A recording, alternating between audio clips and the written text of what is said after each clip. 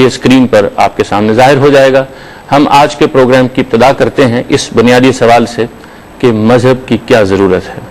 غامدی صاحب، آپ کو خوش آمدید کہتا ہوں۔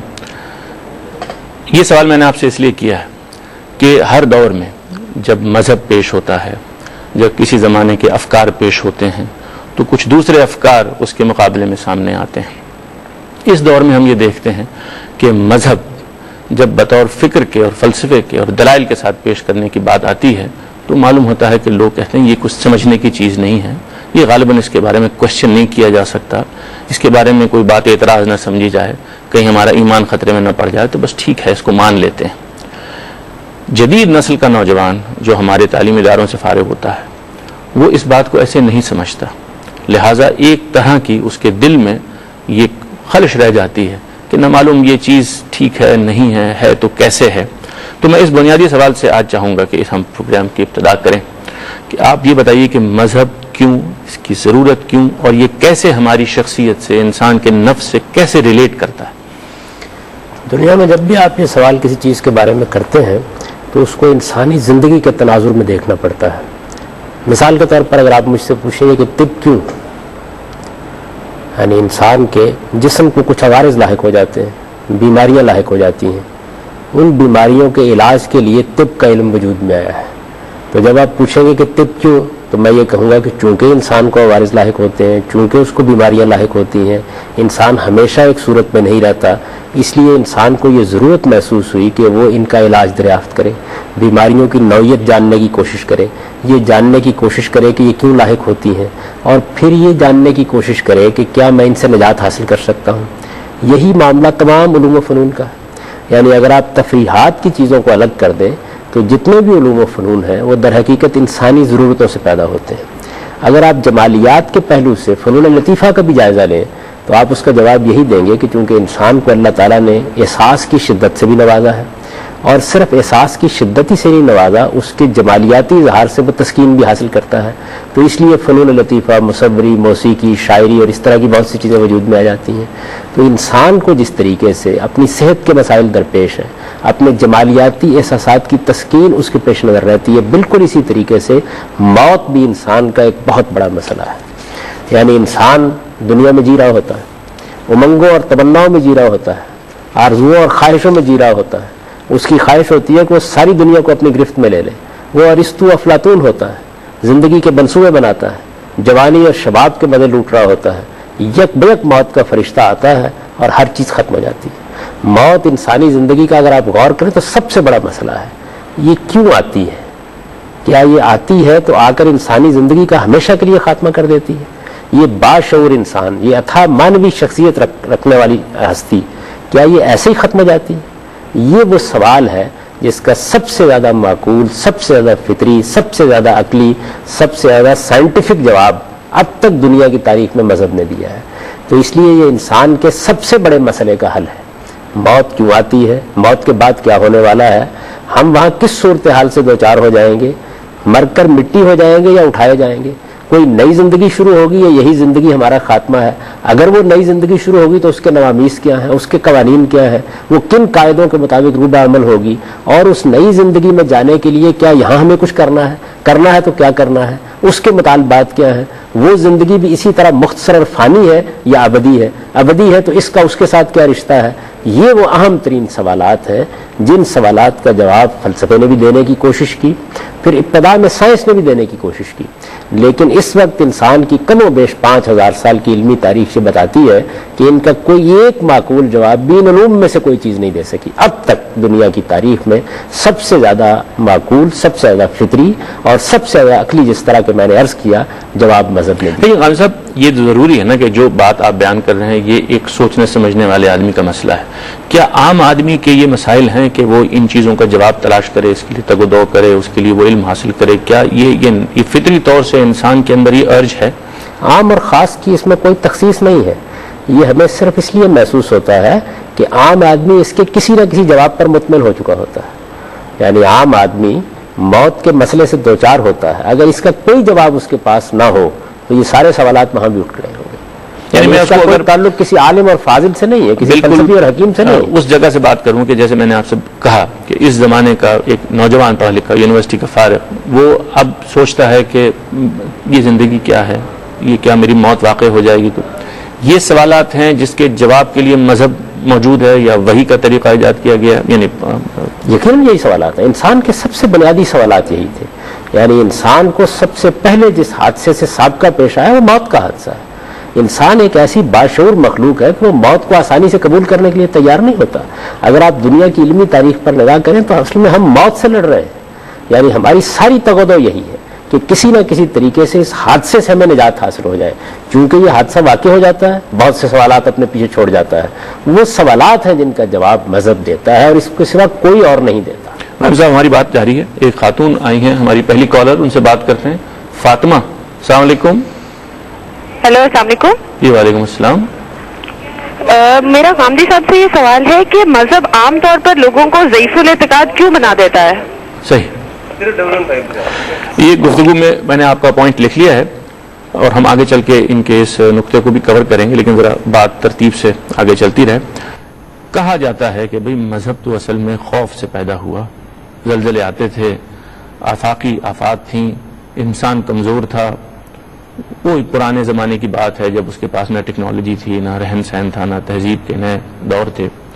اس کے بعد انسان نے سب چیزوں پر عبور حاصل کر لیا اور اب مذہب کی کوئی ضرورت نہیں۔ یہ بھی ایک اپروچ ہے۔ دور جدید کے ماہرین نفسیات نے یہ بات کہی، لیکن ذرا اس کے اندر اتر کر اس کا جائزہ لیں کہ یہ بات کیا فی الواقع منطقی استدلال کی میزان میں پوری بھی اترتی ہے۔ آپ کو خوف لاحق کیوں ہوگا؟ اسی وقت لاحق ہوگا جب کچھ چیزیں آپ کو عزیز ہوں گی، کچھ چیزیں آپ کو محبوب ہوں گی، آپ کچھ چیزوں سے محبت کرتے ہوں گے۔ سوال یہ ہے کہ انسان کو جو خوف لاحق ہوا تو اس سے پہلے یہ محبت کے مواقع اس کے پاس موجود نہیں تھے۔ انسان کو زندگی عزیز تھی، انسان کو زندگی کا رہن سہن عزیز تھا، انسان اپنے آپ سے محبت کرتا تھا، اپنی دنیا سے محبت کرتا تھا۔ اسی لیے تو اسے خوف لاحق ہوا کہ یہ زلزلہ مجھ سے یہ سب چیزیں چھین لیتا ہے، طوفان آتا ہے اور میری کٹیا کو بہا لے جاتا ہے، آندھی آتی ہے اور میرا سب کچھ برباد کر لے جاتی ہے۔ یہ سب کچھ جو کچھ اس کے پاس ہے، اس سے اس کو جو محبت محسوس ہوئی یا ہونی چاہیے تھی، وہی اصل میں خوف کا باعث بنے گی۔ تو خوف کبھی مقدم نہیں ہو سکتا۔ انسان کا مقدم ترین جذبہ، سب سے پہلا جذبہ محبت کا جذبہ ہے۔ وہ اپنے آپ سے محبت کرتا ہے، اپنی دنیا سے محبت کرتا رہا ہے۔ یہ جب تصویر کھینچی جاتی ہے تو اس بات کو بنا دیا جاتا ہے کیا ہمیشہ زلزلے آتے ہیں؟ کیا ہمیشہ طوفان آتے ہیں؟ کیا ہمیشہ آندھیاں اٹھتی ہیں؟ ایسا ہوتا ہے؟ کیا انسان کی نگاہ ان پہاڑوں پر، ان دریاؤں پر، ان تلاطم خیز موجوں پر، اس گرد و پیش کی عطر بیز ہوا پر کبھی نہیں گئی؟ انسان نے اپنے گرد و پیش کی خوبصورتی کو کبھی نہیں دیکھا، اپنے وجود کے حسن کو کبھی نہیں دیکھا؟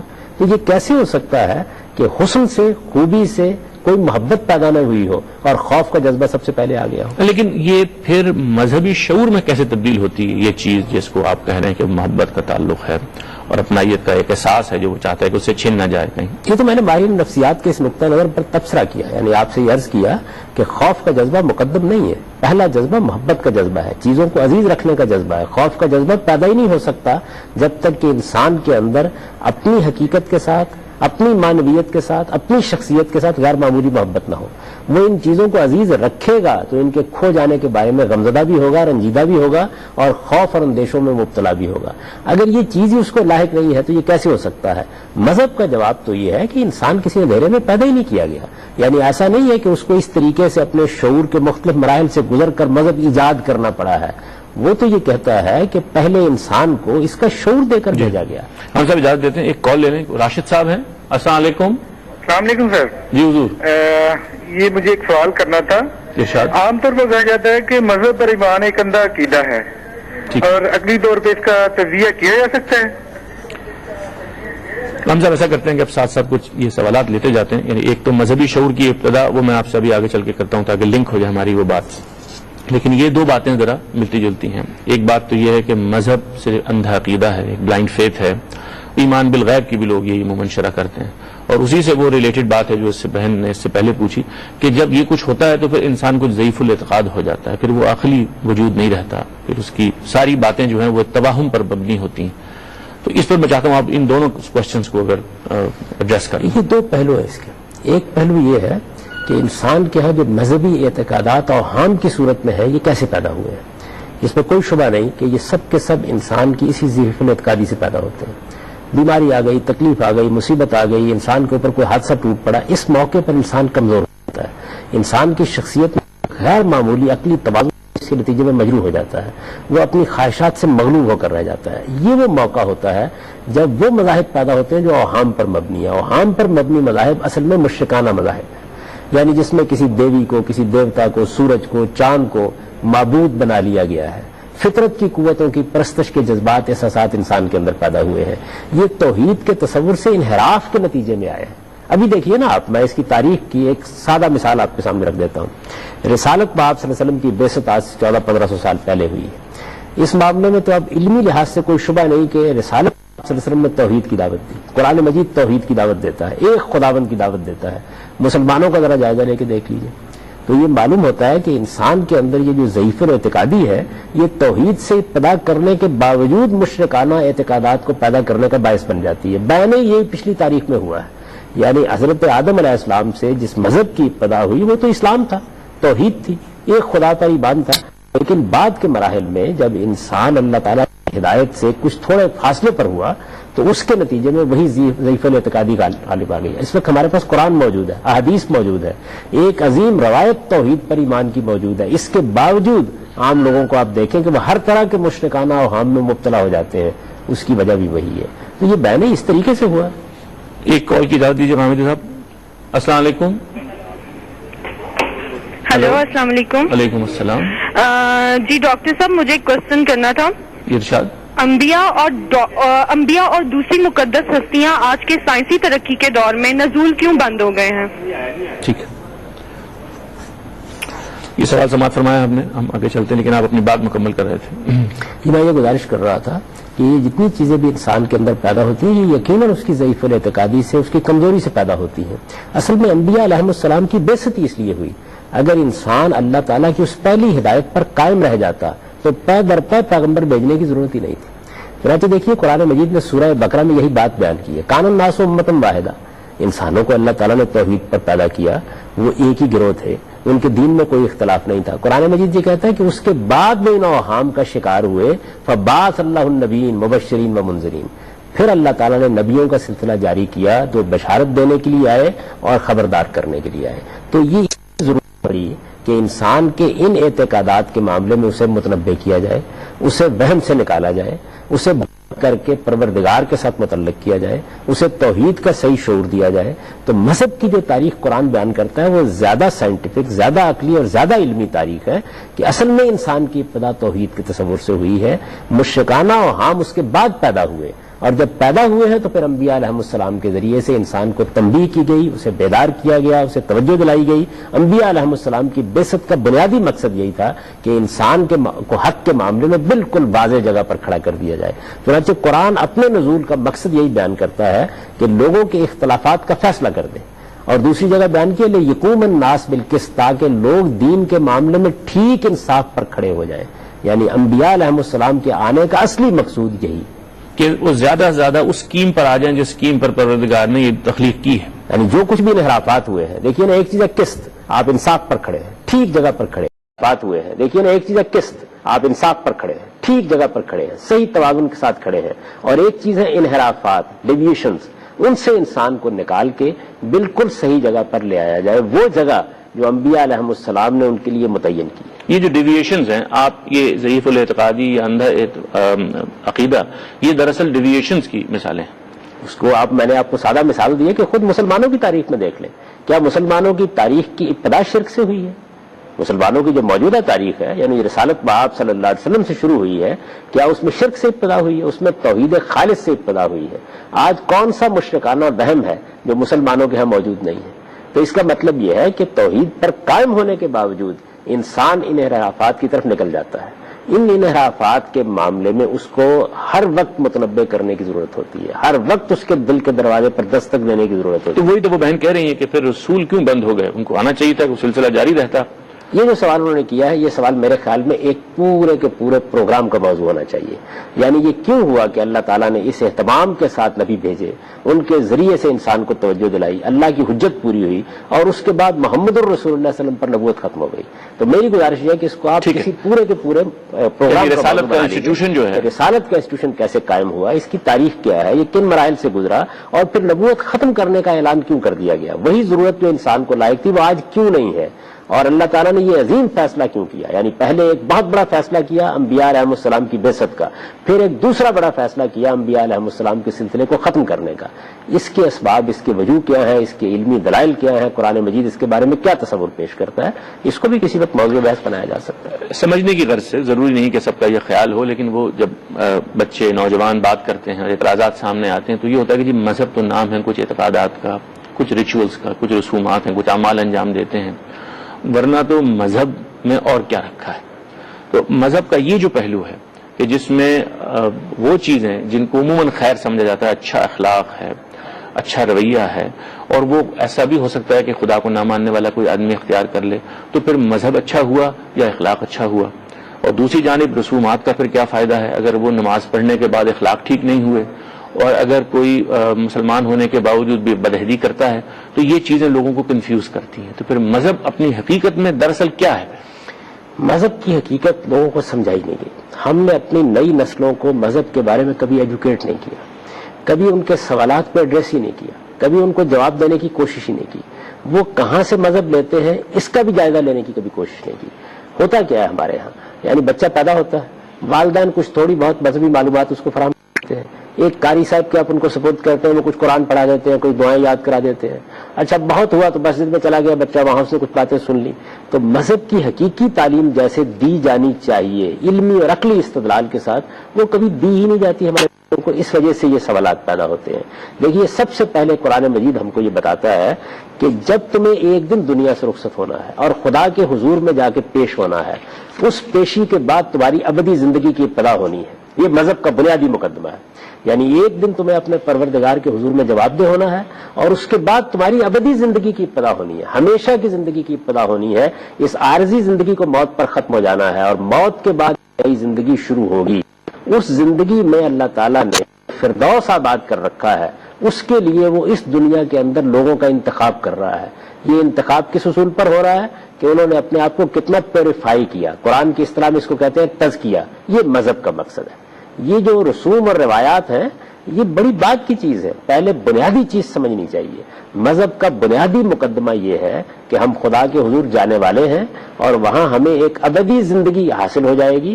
اس ابدی زندگی میں خدا کی عنایت پانے کے لیے ضروری ہے کہ ہم اپنے آپ کو پیوریفائی کریں. یعنی اصل میں اسکیم کیا ہے؟ اسکیم یہ ہے کہ دنیا کے اندر سے وہ لوگ جو اپنے نفس کا تزکیہ کر لیں، اپنے آپ کو پاکیزہ بنا لیں، اپنے آپ کو پیوریفائی کریں، ان کا انتخاب کیا جائے. تو اصل میں اخلاق کی پاکیزگی ہے جو مذہب کا موضوع ہے. اور اس معاملے میں تینوں چیزوں کو مذہب نے اپنے دائرے میں لیا ہے. یعنی ایک اس بات کو کہ ہمارے بدن کو صاف ہونا چاہیے، دوسرا یہ کہ ہمارے کھانے پینے خور و نوش کو پاکیزہ ہونا چاہیے، اور تیسرا یہ کہ ہمارے اخلاق کو پاکیزہ ہونا چاہیے. یہ ایک وہ تصور ہے جس پر میرے خیال میں کچھ تفصیل سے ہم بات کریں گے، لیکن علی صاحب ہیں لائن پر، ان کی بات سنتے ہیں. السلام علیکم. وعلیکم السلام. جی علی صاحب. جی مجھے ڈاکٹر سے یہ کوشچن پوچھنا ہے کہ آخر مذہب انسان کو ایسی کون سی انتہائی ضروری چیز دیتا ہے جس کی وجہ سے اسے لازماً مذہب قبول کرنے پر زور دیا جاتا ہے؟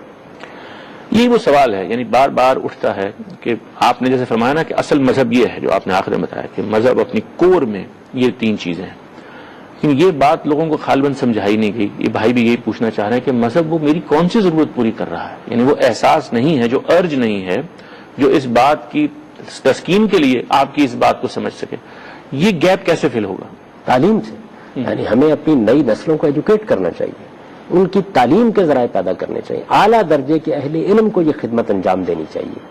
آپ کتنے بے چین ہو جاتے ہیں اگر آپ کو معلوم ہو کہ ہمارے ہاں بیماریاں موجود ہیں لیکن ان کے لیے اعلیٰ درجے کے ہسپتال نہیں، اعلیٰ درجے کے ڈاکٹر نہیں.